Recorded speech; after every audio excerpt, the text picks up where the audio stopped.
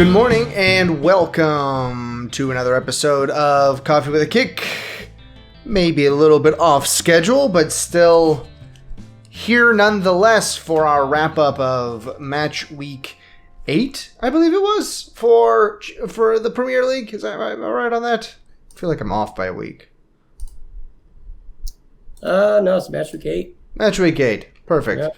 Yep. So, I say we just hop right into the action here with Luton Town and Tottenham Hotspur going at it on that early match there, early match there up in Kenilworth Road in Luton.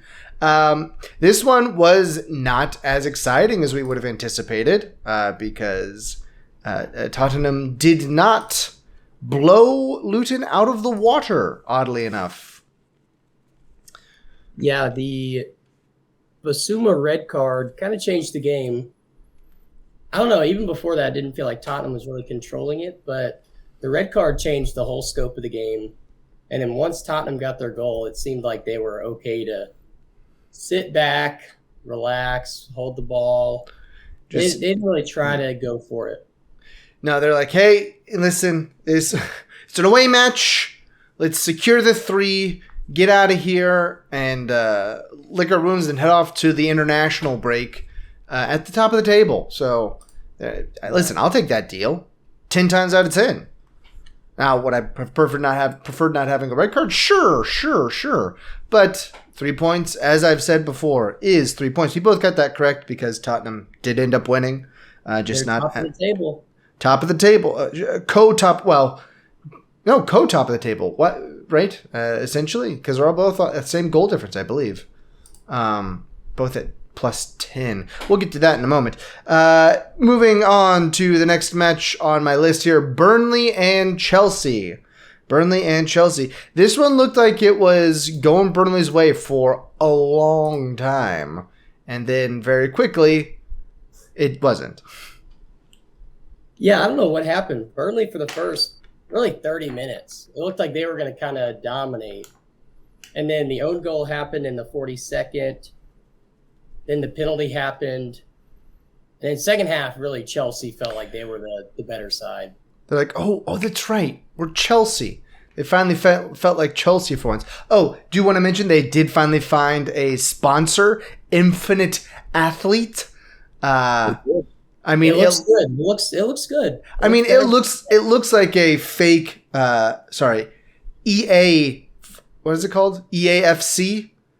Now instead of FIFA, EAFC sponsors what it looks like, a fake one of those. But it's better than a blank jersey. I'll give them that. Yeah. It was. Maybe Chelsea's finding their footing. It is Burnley. You got to take a Burnley result with a grain of salt. But, it wasn't as bad as it was for...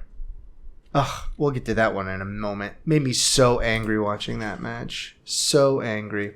We'll move down to Everton and Bournemouth. Oh, we both got that wrong because I thought that they would tie and you thought that Chelsea would straight up lose. Everton and Bournemouth... We didn't have this one right. Everton winning 3-0? Sure. Why not? Going into the national break. What? Where did this come from? Everton? Yeah, maybe at the beginning of the season I could have maybe predicted this, but besides the one game Everton played well in, I would not have thought this was going to happen. So, shock result, definitely. And will definitely help them to, 3 points definitely helps try to stave off relegation. Going on to our next match, Fulham did indeed take care of Sheffield United. I got this one right. You got it wrong. You thought Sheffield United would come away with the 3, but Fulham held firm there at Craven Cottage with their 3-1 victory over Sheffield United. 2 own goals in this one, oddly enough. One of them getting put in by our own boy, Anthony Robinson. So, great for him, I guess. Yeah.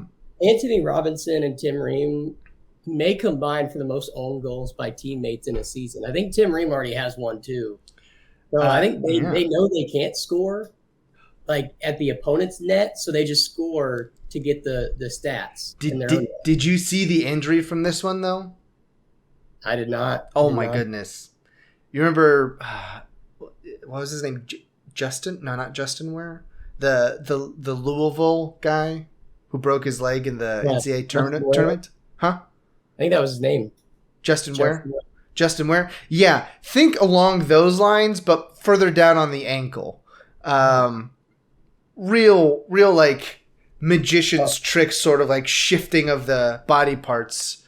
Definitely going to be out for a while with that one. Not for the faint of heart, I will tell you. That image, it's real serious looking, is putting it lightly with what happened to his ankle. But yeah, too bad for him. Fulham did end up pulling out the 3 points, and really, they looked like they deserved it in this instance. Then this match made me so angry. This one here, Manchester United and Brentford, because Brentford scored in the 26th minute, and they were kind of taking care of business. They were doing just fine, and then you hit 90 minutes. You're like, all right, I think that Brentford's going to go ahead and pull this one out, like we both said that they would. And then Manchester United, out of nowhere, Scott McTominay, the super sub, comes in and gets a 90+3 equalizer, and then a 90+7 victory with essentially the last kick of the match.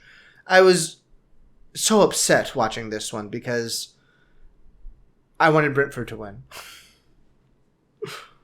Yeah, Brentford, they ought to have won. I also just looked up the injury. Yeah.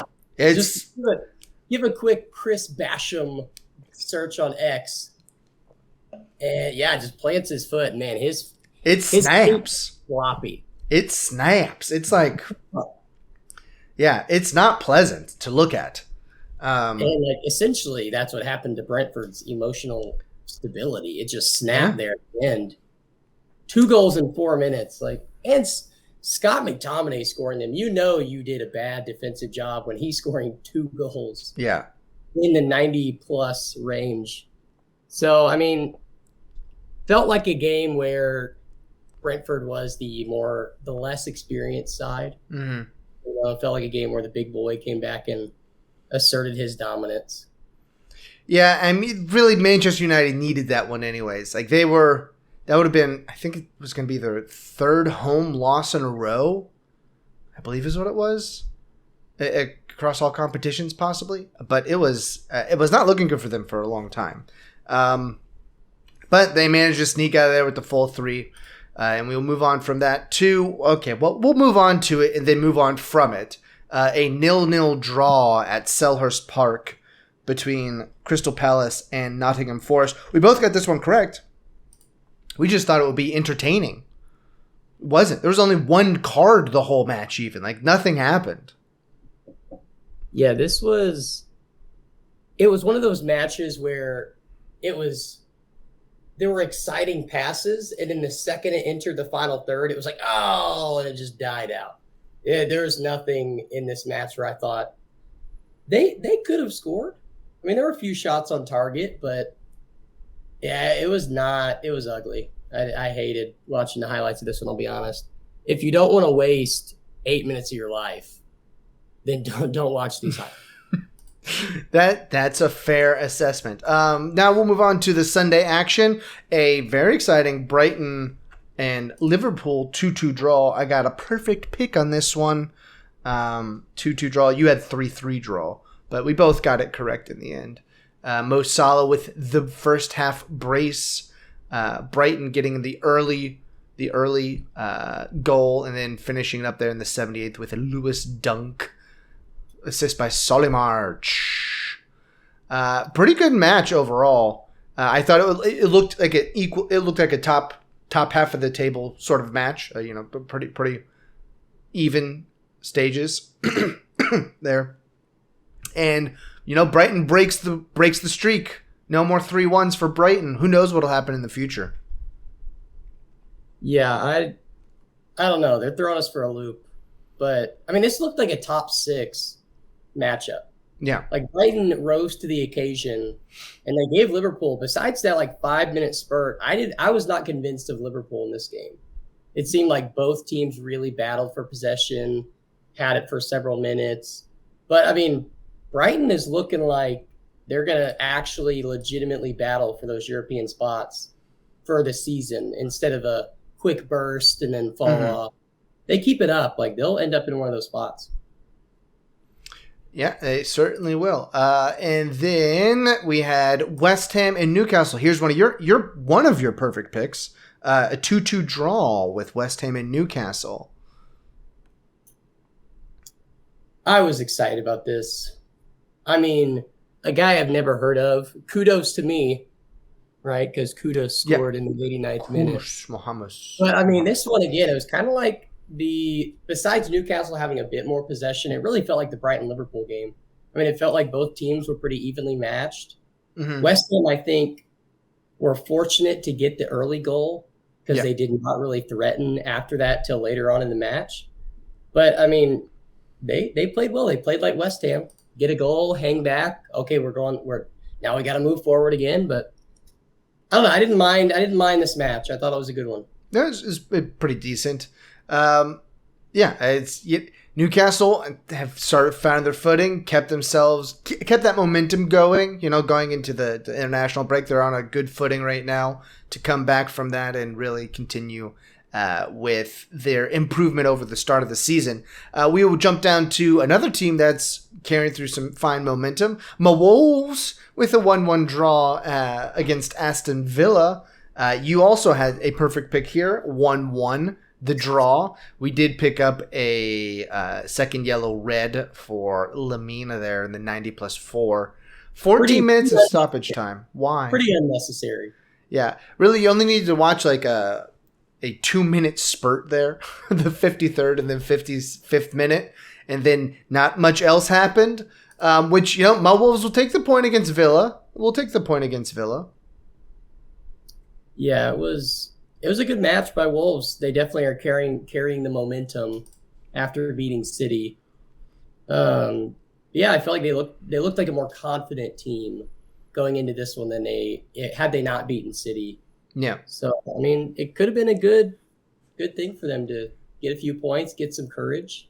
Speaking of carrying through some momentum in the negative sense, Arsenal takes down City at Emirates Stadium 1-0. Thoughts? I don't have many, but then I have several. I will say that we missed Rodri in this game. I'll say that. I think that we didn't even play a CDM. Like, we had Kovacic, who's not a CDM, and then we had Rico Lewis, and then Bernardo. So not having a CDM, I think, really changed the tempo of what the game could have been. I mean, 4 shots, 1 on target in the entire game. That's pretty embarrassing for Man City. Yeah. A lot of aimless possession for City throughout this match. Just like holding the ball, not really doing anything with it. Really atypical of City's general flowing style. Some of that was Arsenal pressing. I mean, they were trying to attack the ball to kind of disrupt that flow. And obviously they did with some success. But even then, Arsenal only 2 shots on goal. So it wasn't like Arsenal totally outplayed City. They looked the better side. Arsenal did. They looked the more confident side, oddly enough, throughout this one. They looked like they were the aggressors, even though it was 49-51 possession split. But they had 12 shots as opposed to City's 4, like you said. No one really threatened goal that much in this whole match, which you'd think Arsenal and City, there'd be shots flying and chances and a lot of excitement, but it was mostly just a slog. And Arsenal didn't even score until the 86th minute.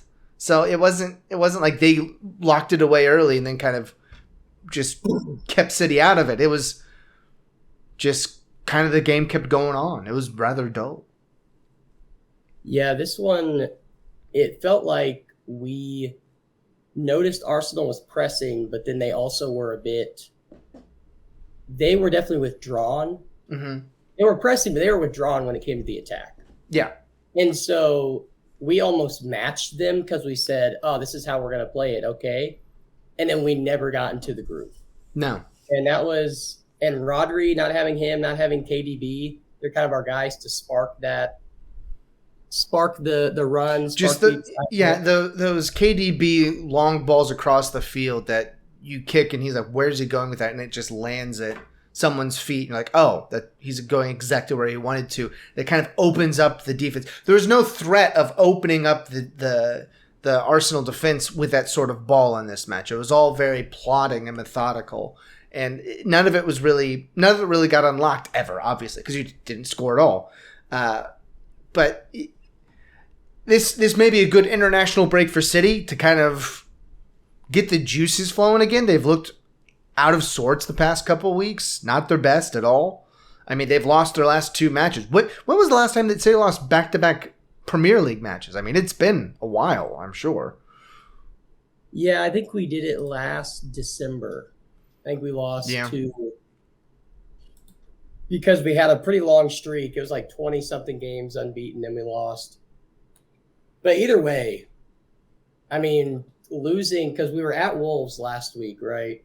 Yeah, at Wolves. 2 straight away games. We're pretty good at winning the away games. Yeah. And we have not done that the past 2 weeks. So we're going to need to hopefully revert back to our religious ways of, getting a come to Jesus moment and realize that, we have the money to win. We have the clout now to win. Nothing can stop us from beating Wolverhampton except ourselves. Yeah, it doesn't get too easy because City then do host Brighton on the other side of this on the 21st. So that will be... We're having seagull for dinner, baby. We'll see. We will indeed see. But that is the week that was in Matchday 8. We both ended up 5 apiece for that. 50%. That's, that's breaking even at the very least. You had 2 perfect picks. I had 1. So, we're doing all right. Doing fine. With the international break coming up, we won't have episodes until not this Friday, but the following Friday is when we will have our next episode come out. That would be the 20th will be the next episode, breaking down the action for match day 9 on the other end of the international break. Anything else to hit before we skedaddle out of here? No, it was a terrible weekend. So yeah, terrible weekend to be a City fan, but we shall rise from the ashes and win the treble again. Wow, going full treble. Not going to win the quad though, right? I think you already got bounced from. Yeah, we already eliminated. So already got eliminated from that one, so that ain't happening. All right, well, and hey, you know what? Maybe my Wolves will stay up in 14th right now. Heyo. Happy about it. Ooh, big match up next for Luton Town. They play Nottingham Forest. Oh wait, no, Nottingham is actually not that bad. I forgot about that. Bournemouth versus my Wolves. That's a big one. That's just, we're previewing the preview. Just looking ahead. But yeah, anyways, I don't know who I would do this in honor of. So I'll just pick a random one. There we go. So in the meantime, why don't you go ahead and grab some coffee, watch some international soccer, and we'll see you in 2 Fridays. Arrivederci. Ciao.